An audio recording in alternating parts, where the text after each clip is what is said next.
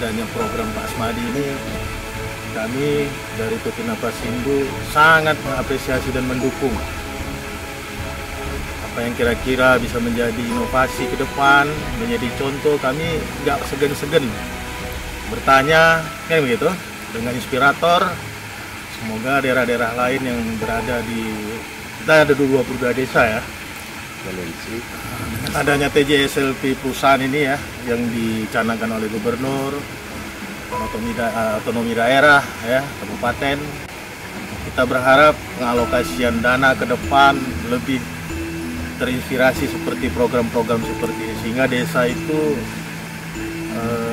bisa dia menjadi menjadi soko guru bagi desa yang lain.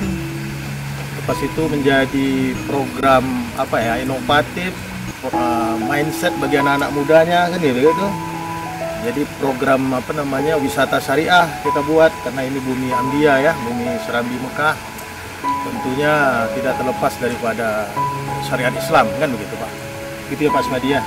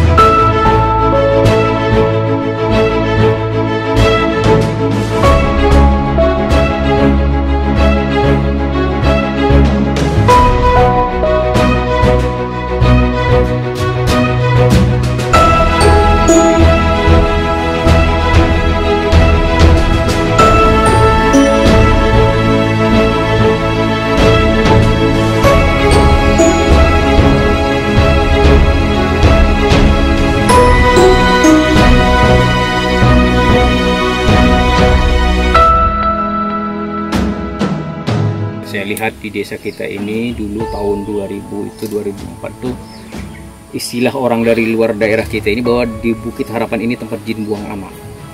Kenapa? Karena akses untuk menuju kemari apabila itu sudah hujan maka Solo tidak bisa dilalui. Itu tahun 2000. Saya berpikir kenapa sih di alam Aceh Singkil ini kan banyak material dan segala macam tidak kita pergunakan. Kebetulan saya sekolah pertanian, saya punya rezeki dari yang kuasa, maka pelan-pelan saya buatlah izin pertambangan itu.